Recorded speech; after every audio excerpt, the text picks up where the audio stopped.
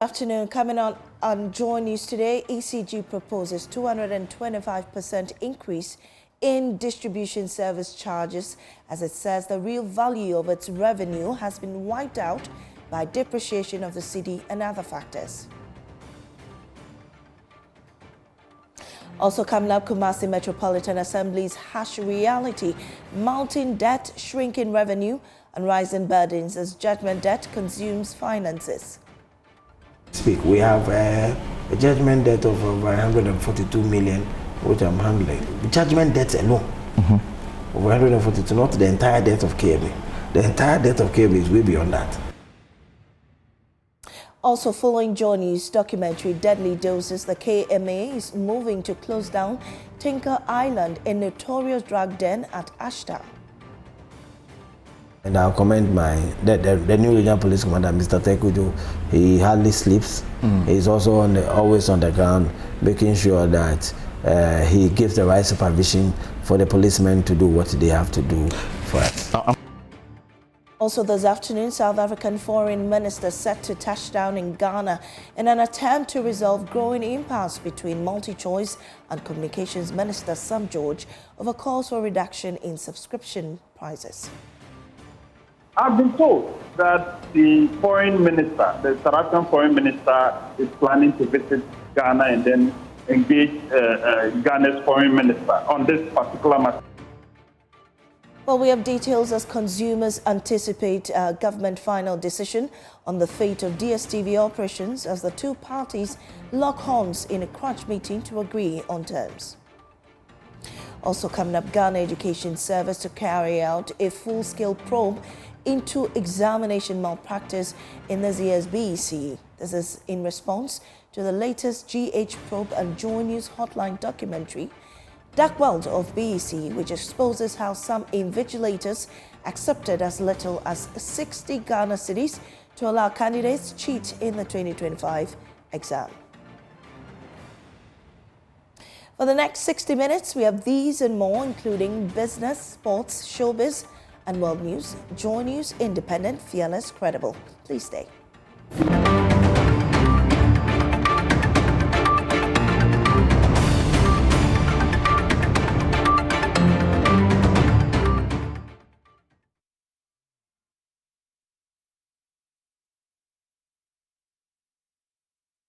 So we start from the power company. ECG is pushing for a massive 225% hike in its distribution service charge, warning that the sharp depreciation of the cedi and other cost pressures have eroded the real value of its revenues. In a proposal submitted to the Public Utilities Regulatory Commission for the 2025 to 2029 tariff period, the power distributor is asking that the charge be raised from 19 pesos to nearly 62 pesos per kilowatt hour.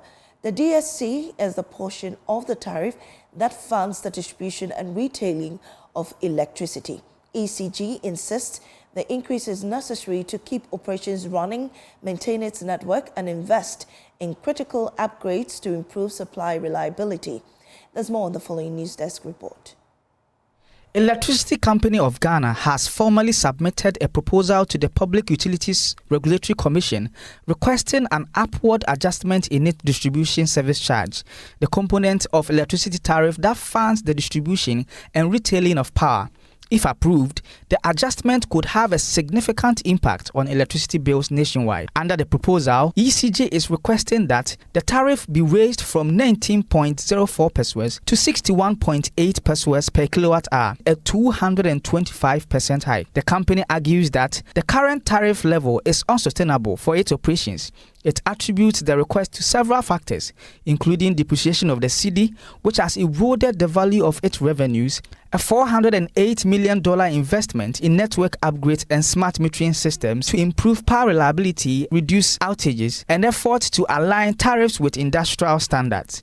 ECG estimates that the new charges will generate an annual revenue of 9.5 billion Ghana cedis between 2025 and 2029. This amount, according to the utility, would be allocated to cover operational costs, depreciation of assets, staff salaries, and recovery of recent capital expenditures. For consumers, the impact could be substantial. A household using 100 kilowatts per hour monthly would pay about 43 Ghana cedi more in distribution charges, while one consuming 150 kilowatts per hour would face an additional charge of 64 Ghana cedis. It is important to note that this is a proposal. The PURC is expected to carefully review the request, assess whether the increase is justified, and determine how the cost will be distributed across residential, lifeline, non-residential, and industrial customers. For now, Ghanaians await the regulator's verdict, a decision that could reshape both household budgets and business operating costs in the coming days. Anthony Menu,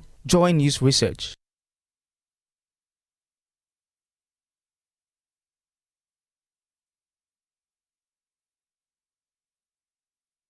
Well, let's take a look at the breakdown of the numbers right here on our screens. And JoyNews is learning that the ECG has increased distribution of electricity charges. We'll be getting a look at those numbers pretty shortly. So the major electricity tariff adjustment, PURC, will undertake the major adjustment in the fourth quarter of 2025 to reflect capacity charges, additional liquid fuel usage, and additional capex. And that's according to the finance minister. I mean, this is the fourth quarter that we are in currently. The current amount being charged is 19.4 pesos. The proposed increase, which is the 225%, will now lead to 61.8 pesos per kWh. Now, the current charge is below industry benchmarks, and cedi depreciation has reduced its value. Now, $408 million is spent on network upgrades and smart meters. Now, the proposed amount is 39.95 pesos, which is needed for the distribution charges. But then that initial approved charge is 19.4 pesos.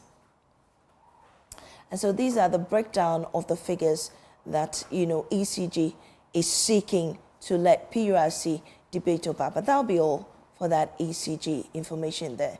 Deputy Ranking Member on Information and Communications Committee in Parliament, Charles Redu, has revealed that South Africa's International Relations Minister is set to touch down in Ghana over the DSTV saga.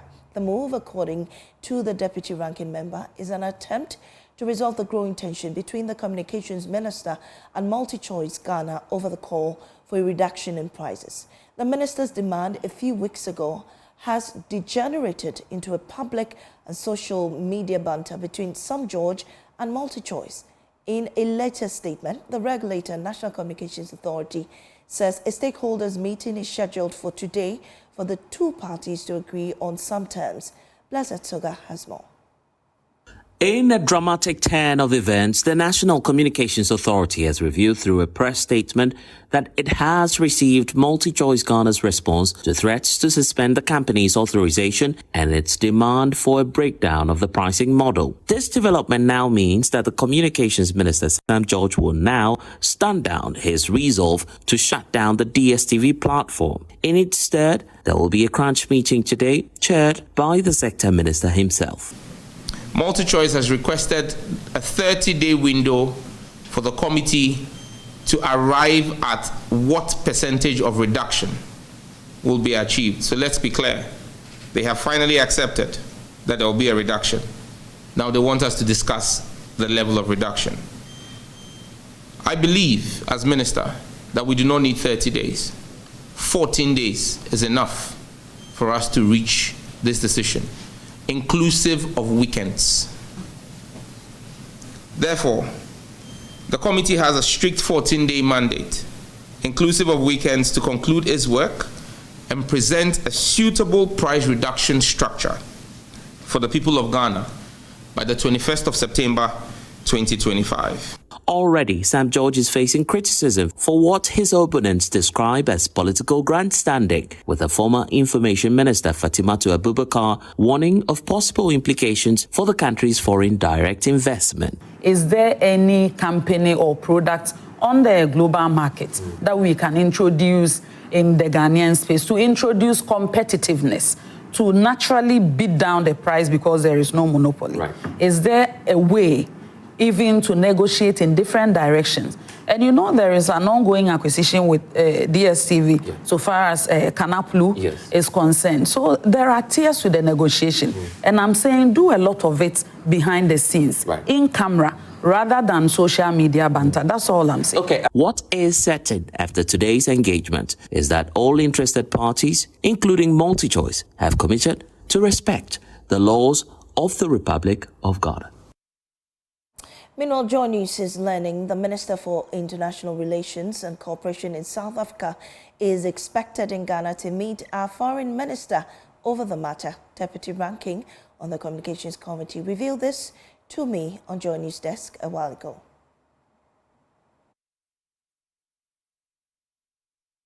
I've been told that the foreign minister, the South African foreign minister, is planning to visit Ghana and then engage Ghana's foreign minister on this particular matter. Okay. We need to, use diplomatic channels to solve this and not use for threats and then bravado. It doesn't help anybody.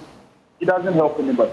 So this meeting today, I think that is the way to go. When they are done with the meeting, it's a communication, because the matter is now being brought to the public attention. So we expect something at the end of the day. If it's a communique or if it's a communication at the end of the meeting, let us know the outcome, and then we'll take it up from there. But remember that the minister was asking them to reduce their cost or their prices by about 30%. Yes. And at that time, they raised issues with the dollar, the fact that the city had depreciated against the dollar then. So now that the dollar seems to, appreciate against the city, I don't know whether the council minister is still going to stand on that 30% decrease of prices that he insisted earlier. Because now the city is not doing well, as he said to a month or two ago when this matter came up. Well, Ghana's High Commissioner to South Africa, Benjamin Kwashe, says he's taking steps to prevent a potential trade war between Ghana and South Africa.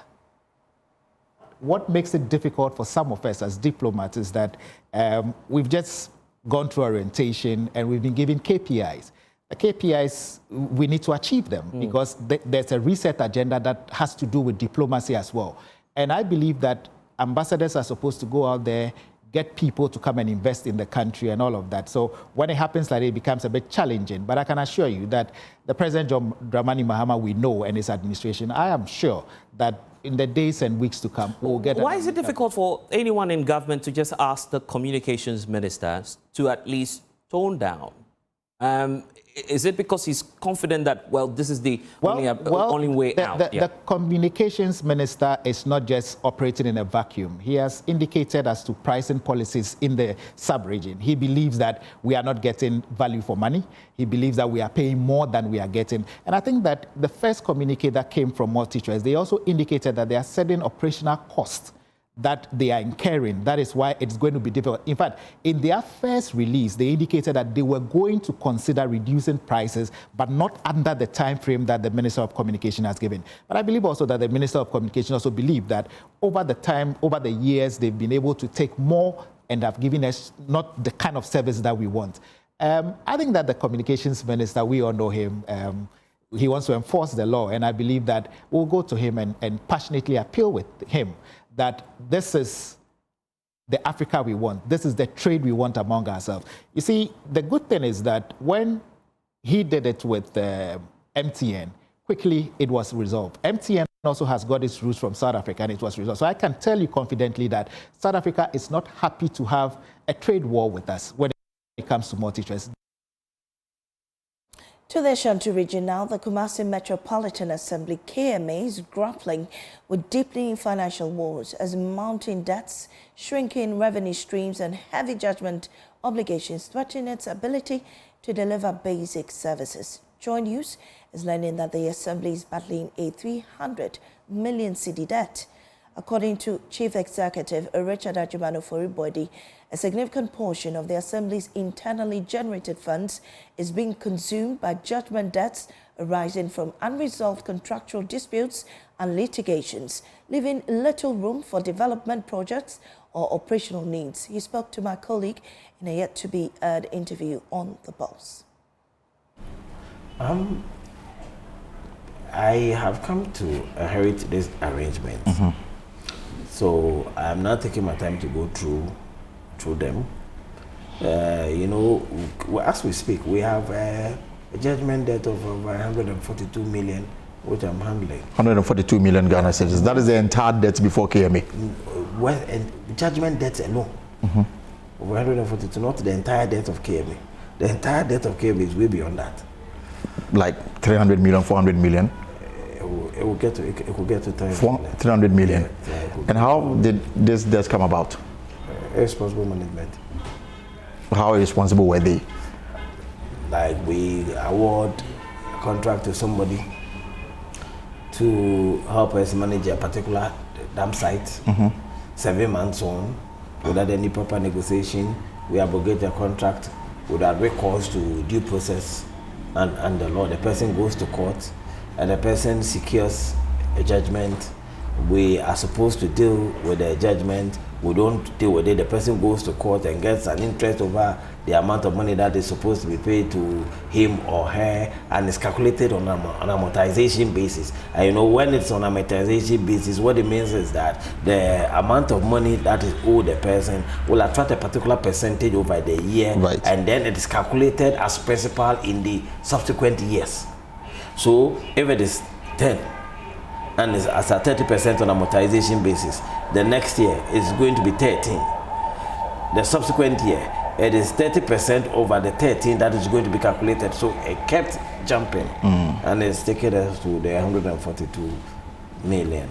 And so this is a judgment that you have to clear. Yeah. While the Assembly is also stepping up efforts to sanitize a notorious drug den, Tinker Island, located at Ashtown, a suburb of Kumasi. A recent JoyNews documentary exposed the harsh reality of the place. The Kumasi Mayor, Richard Ajimanu Foribodi, says that several of the addicts have been rehabilitated. Security, we are doing good. I rate them over 80%. The police has been doing a very wonderful job within the Kumasi metropolis. I go around myself every night. I go around myself every night. There are two things I go out to look for.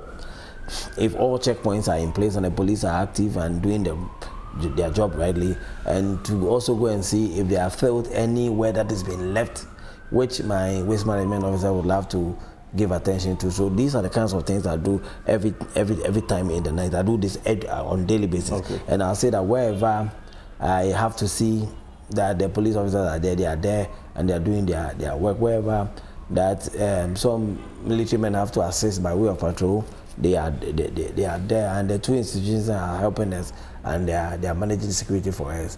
Crime is something that you cannot eradicate completely. Absolutely. So one or two will emerge over time, but they're doing well. And I'll commend the new regional police commander, Mr. Tekujo. He hardly sleeps. He's also always on the ground, making sure that he gives the right supervision for the policemen to do what they have to do for us. Catch the full interview on The Pulse with Elton Brobe. Now, the Ghana Education Service has announced a full-scale investigation into reports of alleged examination malpractice during the 2025 Basic Education Certificate Examination, BECE. The announcement follows a JoyNews documentary that highlighted instances of cheating in some schools. The documentary, which airs fully at 8 p.m. tonight, exposed some EGS officials colluding with invigilators, accepting as little as 60 cedis to allow candidates cheat in the exams. Here are excerpts. According to the head of public affairs at WAEC, John Kapi, the council spelled out the rules to the supervisors. Meanwhile, on the same day, staff of GES appointed as supervisors for the exams and tasked with the responsibility to relay the rules to the invigilators were rather outrightly preparing the invigilators to break the rules. Some of them will be asked a question, but sometimes we don't know, so we tell them, I don't know. Okay. If they can ask their friends, which they feel is correct, I can permit you ask your friend the same. And from this, it is not individual, it's by the school, understand? And from there, they are entering to another level. So for them to also go to their schools like this session, so you can ask your friend to fill the gap. It will be very embarrassing that a whole person why happen like that? I will have to talk to them to when you see strange people. When you see us, fine. When you finish with this strange person coming, they need them later. We are letting external visitors coming. Please, you are the first. Be on your people. So we guide them. Okay. Wednesday, the 11th of June 2025, was the start of exams which would continue until Wednesday, the 18th of June 2025, to be written by 603,328 registered candidates across the country. The exams started with assembly of candidates, after which a CISO laid down the rules to candidates. They were then marched to the exam rooms without the conduct of searches.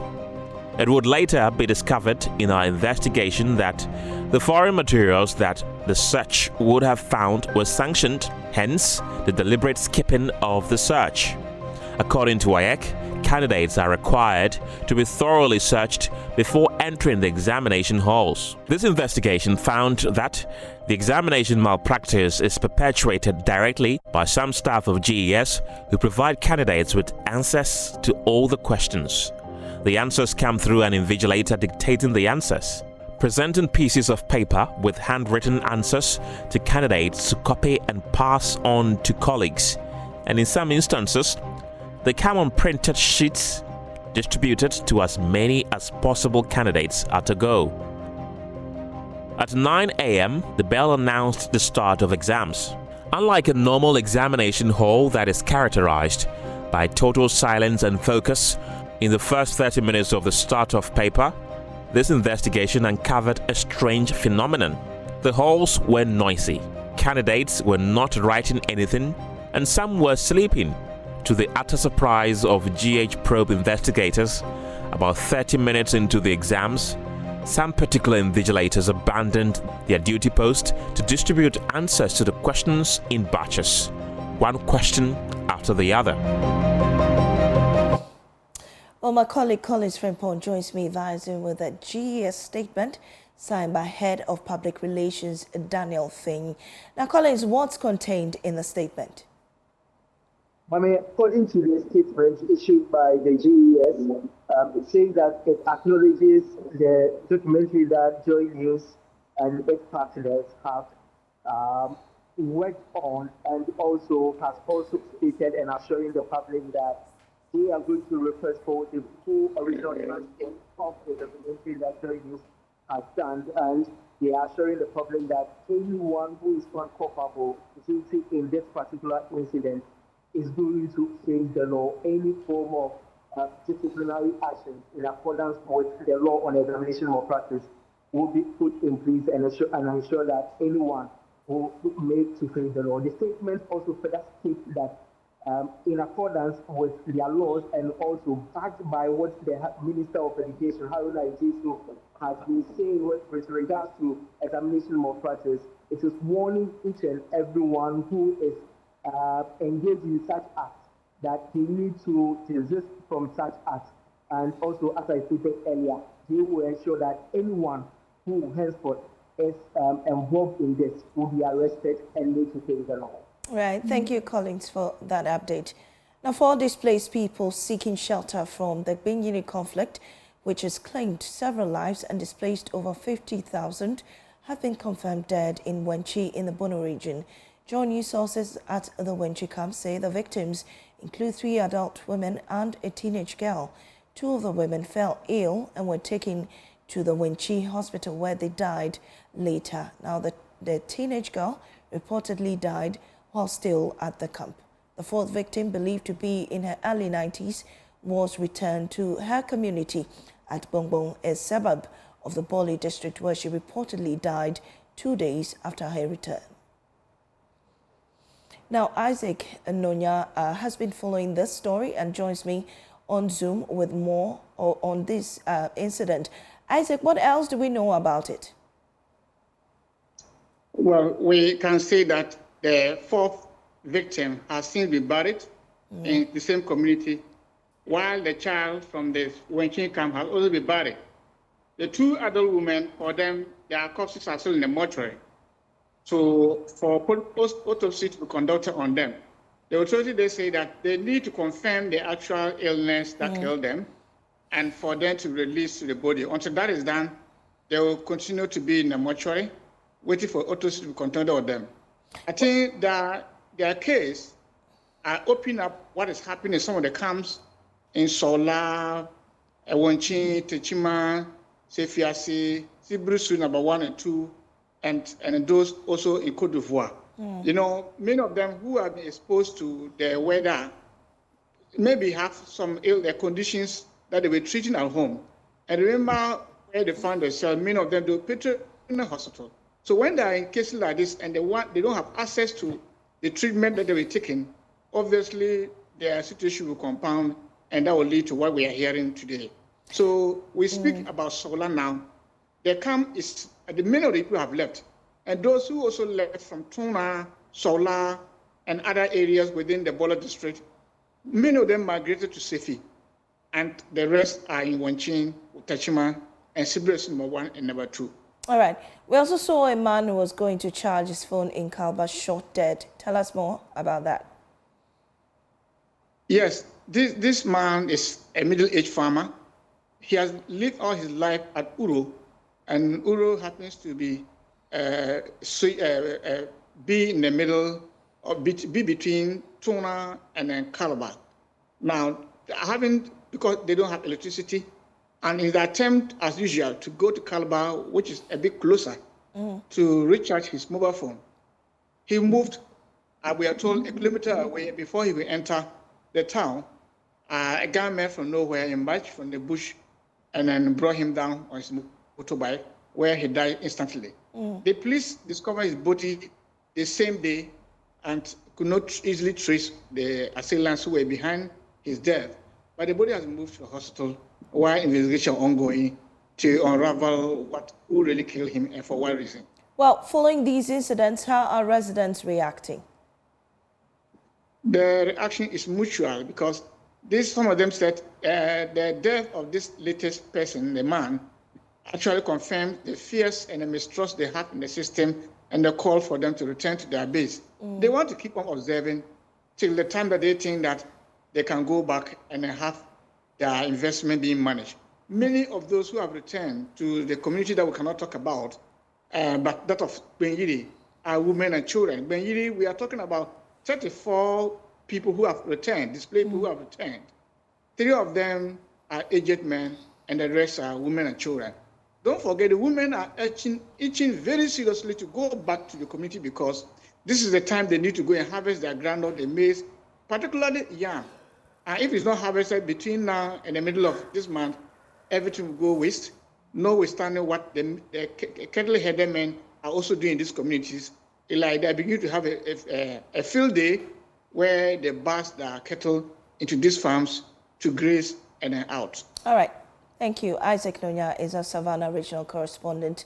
Meanwhile, the West MP and Deputy Chairman of Parliament's Defence and Interior Committee, Peter Lanchini Tobu, has urged the feuding factions to recognize that their real enemies are not each other, but poverty and underdevelopment. There is peace in STK, and the chiefs have assured us they are willing to toe the path of peace. All of you here, if you have a son anywhere, you have your daughter anywhere, who is educated on social media, tell them to use the power of social media to call for peace. They shouldn't use the social media to call for war. War is destructive.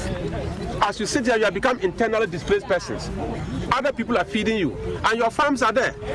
I've gone through a farm where there are a lot of granite, there are a lot of maize, and there is nobody there. They've absconded. Everybody's gone. This cannot be life. You cannot be an internally displaced person in your own country. Whatever we can do to bring peace, let's ensure that we bring peace, so that these children don't suffer unduly. Our sisters will not suffer unduly.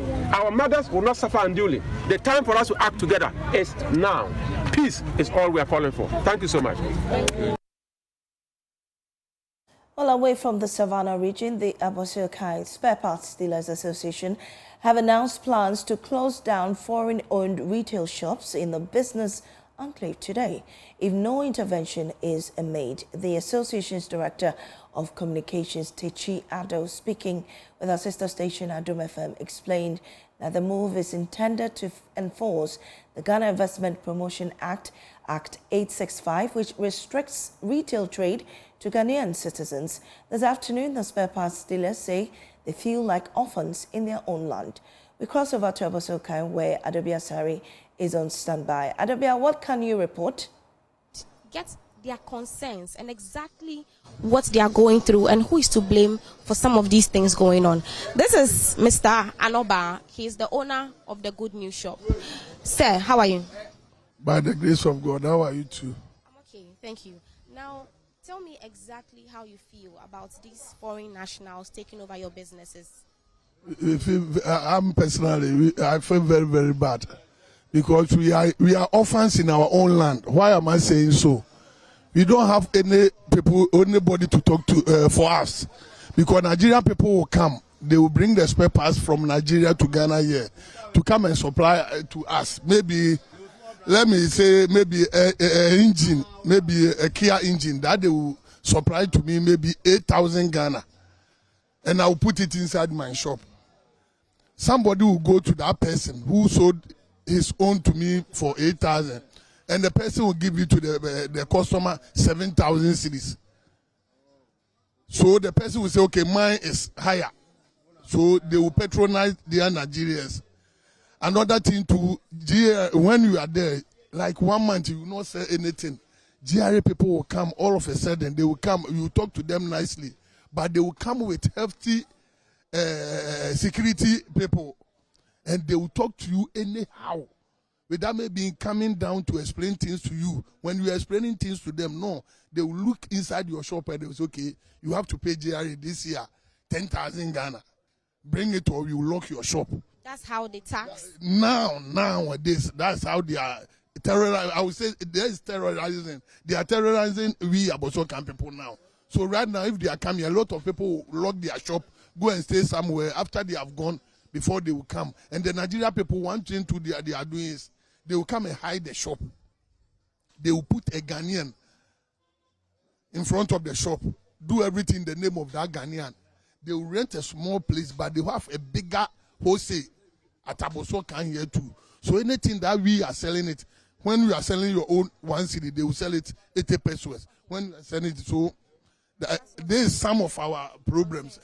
Hold for me. Now, I spoke to this man earlier. He's in the person of Kennedy. Now, he told me that he's been selling here at Abossey-Okai for about 2 decades, but he had to stop to join a small-scale mining firm. Now, I want him to tell us exactly what went into this decision and so what frustrated you. How come you stopped selling spare parts after 20 years? Yeah, as my brother was saying, the intimidation in doing business in Ghana here is highly worried. The frustration. Look at a young man like me, hustling to get capital, have my own shop, rent it, and then trying to make a living. Or suddenly a revenue authority will come to you that we have seen you open a shop. I know I've opened a shop, I have to come and register with you. But as soon as you give yourself to this, it's like they have gotten you. The intimidation that they will bring to you, kind of story, what you have not done, they will tell you have done. Especially bringing these VAT issues and other stuff. I've suffered a lot from their hand. Finally, I have to close the shop and relocate to somewhere. Up to now, almost about 5 years that I stopped operating the shop. GRB is still calling me. They can't even come to call me and ask me. It's a long time we see you. Come, if there's a help, we'll help you. Interior Minister Muntaka Mubarak has lauded JoyNews and the multimedia group for the investigative documentary Deadly Doses, which exposed the death of Ghana's drug crisis. Produced by Nana Boachi Yadom, the documentary takes the audience into drug hubs like Thinker Island and Columbia in Kumasi, exposing the harsh realities and daily struggles of addicts. The Interior Minister received a copy of the documentary from a JoyNews delegation. He commended the multimedia group for drawing national attention to the devastating effects of substance abuse and the growing networks of illicit drug hubs across the country. There's more on the following report. JoyNews' Deadly Doses Hotline documentary takes us into notorious drug hubs such as Thinker Island and Columbia in Kumasi, revealing the daily struggles of addicts, the thriving black market, and the health and social consequences of substance abuse. It also highlights the failure of authorities to clamp down on the use of illicit drugs and lack of support system for victims. Struck by the chilling revelations, Interior Minister Muntaka Mubarak held an engagement with the producer and a JoyNews delegation when a copy of the documentary was presented to him. He commended the multimedia group for shining a spotlight on an issue he described as a national security and public health concern. Well, currently, you can see that it is overwhelming. It is really, really overwhelming. If you think that of the Kumasi is crazy, see that of Tamale. Yes, I mean, it's sometimes I see it and I just shed tears because it's like, these are human beings that are just going waste. So I want to thank you sincerely for this work and to encourage you to continue to partner us so that we just don't let go or keep the fight till God help us to overcome it. So thank you so much. Muntaka Mubarak pledged a nationwide crackdown on drug dens, stressing that the revelation in the documentary highlights the urgent need for decisive action. He assured the public that security agencies will intensify efforts to dismantle drug hubs. We've been working for over 6 months, and I can assure you, even I know today, we're going to do some busting around the coast because it's a well-coordinated operation that they carry. And we are doing this fortunately because I've been lucky to also supervise national security. So I'll be able to rock in the National Investigative Bureau to be part. In addition, the minister announced plans to establish rehabilitation centers across the country in collaboration with the Narcotics Control Commission and other relevant agencies. Because you see, I mean, you've seen them. Say you are going to jail this person, you are really going to exacerbate your own problem. The person needs help. It's help they need. They've got stuck in it, and it's something that they require help. And the best help we can give them is take them through rehabilitation. So trying to build a rehabilitation center is almost becoming a super priority for me. I've tried to reach out to some private individuals to also help. So we are hopeful that this fight will be won. For JoyNews, Nana Boachi Yadom, Kumasi. This is JoyNews Today. We'll take a break. We'll return with business.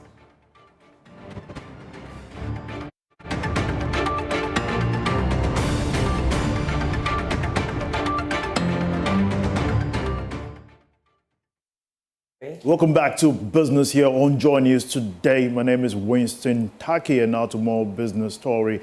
Government recorded an almost 16% oversubscription in its latest Treasury bills auction, breaking a 4-week streak of mixed targets as rising yields on short-term instruments drew stronger investor interest. There is more in this report. Speaking at the APSA According to the auction result by the Bank of Ghana, the government received 4.38 billion Ghana cedis of the total bid, but accepted 4.36 billion Ghana cedis. A little over 82% of the bids came from the 91-day bill. About 3.62 billion Ghana cedis of the bid were tendered. The uptake was 3.61 billion Ghana cedis. For the 182-day bill, 576.7 million cedis of the bids were tendered. The bids accepted were estimated to the tune of 566.7 million Ghana cedis. Also, 187.2 million Ghana cedis of the bid were tendered for the 364-day bill. About 182 million Ghana cedis of the bid were accepted. Meanwhile, the yield on the 91-day bill increased by a basis point to 10.42%. VAT of the 182-day bill also shot up to 12.41% from 12.37% the preceding week. However, the yield on the 364-day bill decreased by 2 basis points to 12.97%.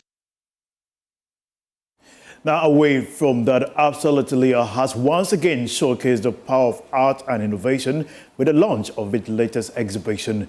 The opening night places a spotlight on 2022 winner Ganda Collins, whose striking blend of technology and visual art left audiences captivated. Speaking at the Absa L'Atelier exhibition, the flagship art initiative of Absa Group, senior specialist, art and museum curator at the bank, Dr. Paul Baylis, stressed that Absa's commitment goes beyond banking to uplifting the communities it serves. He noted that through platforms like Absa L'Atelier, the bank seeks to showcase emerging talent and drive growth within the creative industry. When people think of Absa, they always think of Absa as a financial institution, and yes, we are. But at the same time, we also want to be able to support and grow the communities where we operate. So through our citizenship programs and through our sponsorships, we also want to support and help those communities aspire to achieve the best at what they do. And one of those ways that we do that is through the visual arts. The Absa Atelier is a Pan-African art competition, so it has a presence in all the countries across this wonderful continent of ours where Absa has a physical presence. And really it's to support the artists and grow that ecosystem. The exhibition showcased Collins's unique approach to visual art, which blends QR codes and artificial intelligence to create a more interactive experience for audiences. As human beings, we move through spaces and we accumulate memory. And I was relating that to the QR code. You see, when you see the QR code at first glance, it's like a pattern, black and white and all that. But when you look at it closely and you engage it with your phone, it takes you somewhere else, either an information about a product or a website for you to experience something. And I believe we humans also function in the same way.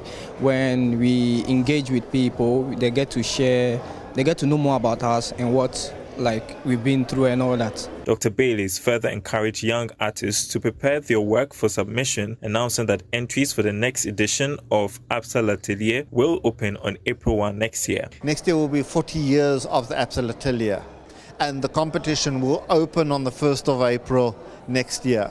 To any young artist out there watching this, begin working on your portfolio, begin putting your works together, and on the 1st of April, enter, throw your hat in the ring. You never know, you might become the next Ganda Collins and carry the flag of Ghana into the future. The evening not only celebrated artistic innovation, but also reinforced Absa's role in empowering Africa's creative voices through sustainable platforms that merge culture, technology, and opportunity. That'll be all for business here on JoyNews Today. My name is Winston Taki. Up next is sports.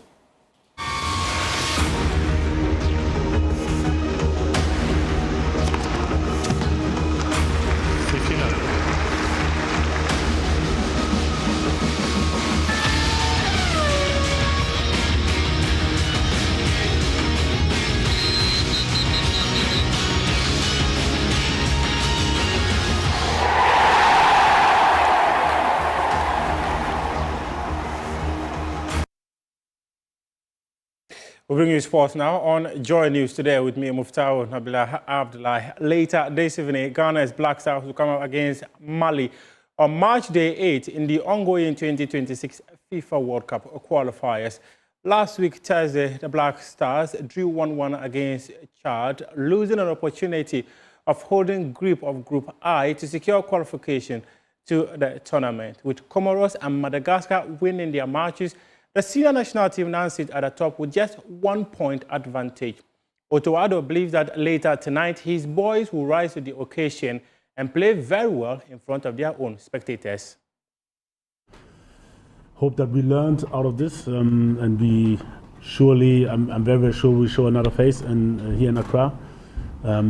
Yeah, surely it's easier to play at home with our spectators supporting us, pushing our last percentage out of the bodies of the players, but also to play in the evening on grass. I expect a different face of the players. I think, I hope that we learned out of the mistakes we did against Chad, and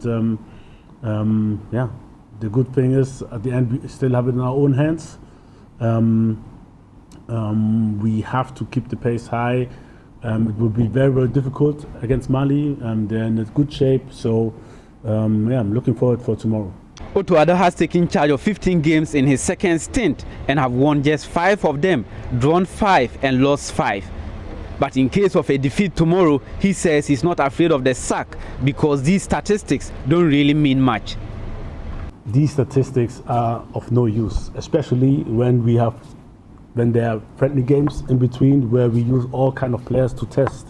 So I don't think they are really usable in terms of, oh, this coach did that and this coach did that, and I'm not afraid of anything, just God. And so I'm very, very sure we show a different face and we'll win, and then your question will.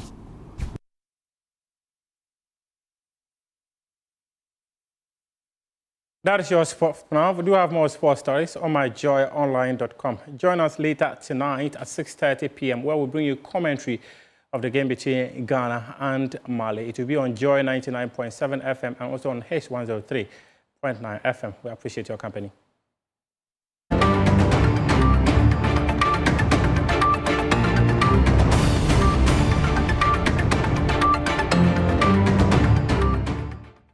Time now for Showbiz. I am Lois Shola Adeyemi.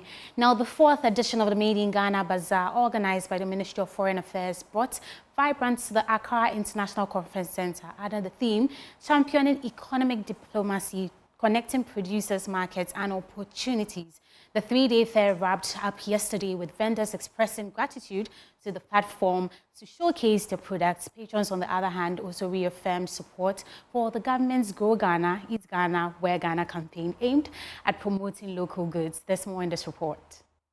The 4th Made in Ghana Bazaar themed Championing Economic Diplomacy drew large crowds to the Accra International Conference Center for an unforgettable 3-day shopping experience. As part of the Grow Ghana, Eat Ghana, Wear Ghana initiative, the Ministry of Foreign Affairs gave vendors a platform to showcase locally made products. The Minister for Foreign Affairs, Samuel Okudzeto Ablakwa, and other dignitaries toured the stands, urging patrons to buy made in Ghana products. Chief of Staff Julius Debra encouraged Guineans to promote local products internationally to put Ghana on the map. I'm thinking if you could just take what the president is trying to do by ensuring that Ghana will expand our export drive. Even if it's only one product, Ghanaian chocolate, and you make it your duty, that whilst on your duty tour, you make sure that somebody gets to know about Ghanaian chocolate and somebody gets to import Ghanaian chocolate. To me, you are going to be a very successful envoy of your country. The vendors participating in this year's bazaar expressed gratitude to the ministry for the platform to showcase their locally produced products. The sales were massive, yes, and then the networking was also mind-blowing, yes. We especially make the drinks for people. You know, my background is pharmacy, so I know what I'm producing. I want people to know that there is quality in Ghana, there's excellence in Ghana. I want people to know that the good, you shouldn't bring something from outside Ghana.